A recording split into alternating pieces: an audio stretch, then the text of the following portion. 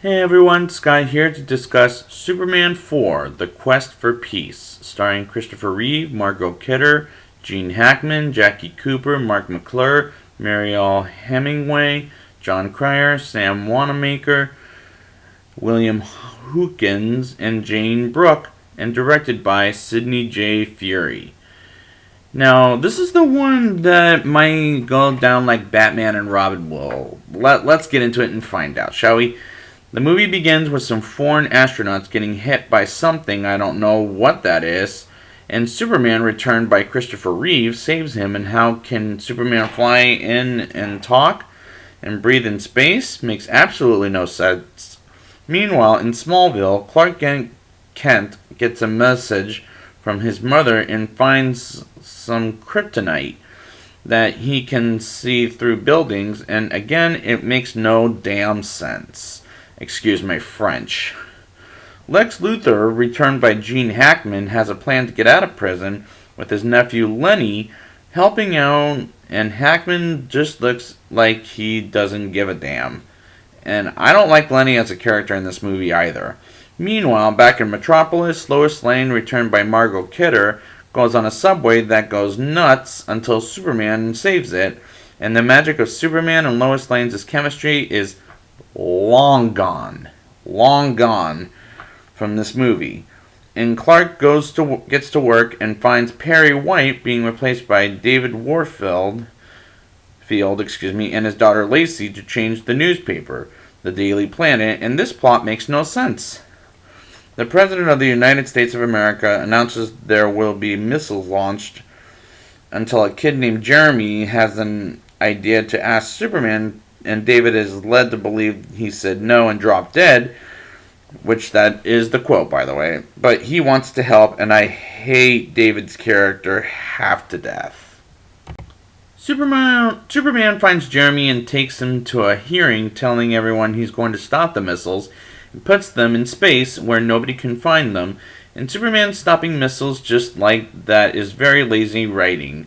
Just like Lex creating a nuclear man. And why does he do that? Just to destroy Superman. And I feel like, how many times have we seen that movie? Twice. It's not original. While Lois and Lacey are getting prepared for Clark/Superman to come in, and Lex calls Superman out and introduces him to the alien from the sun, who I can't find the name of, so let's call him Zoltar. Sound familiar?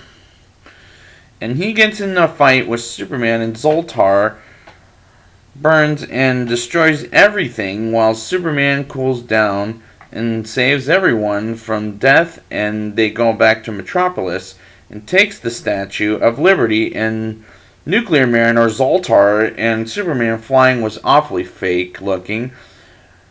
Nuclear Man, or Zoltar, gets Superman sick by scratching him, which looks fake as well. Lois visits Clark while he's sick with the flu, and that scene is poorly acted as Superman's cape is returned to Clark, and he heals himself with the good kryptonite, which was a very lazy way to get the climax. Nuclear Man, or Zoltar, and Superman fight one more time to find Lacey, and Zoltar's power is drained, and Superman puts him on the moon, and their fight continues as Nuclear Man, Zoltar, throws Superman quite a bit and buries him, which looks very stupid, and Superman comes out of the dirt, and Lacey is in space, and what bugs me is, how can she breathe? That's what's baffling to me, and Nuclear Man Zoltar is defeated by drained power and Perry, while White gets his job back as David gets fired, and Superman flies to his press conference as he puts Lex and Lenny back, gets him back in jail, and bad kids school, and I was glad the movie was over at this point. Now let's get to the rating. I'll give this movie a 1.9 out of 10. Probably the worst Superman movie ever, as this plot makes no sense. I was checked out an hour into this movie as it's baffling, lazy, and unoriginal. In my mind, this is a terrible film with no confidence of anybody liking this movie whatsoever. So we'll be back next time with Steel, And until then, the one with Shaquille O'Neal, and I'll talk about how that's connected to that world, that show. And until then, up, and away.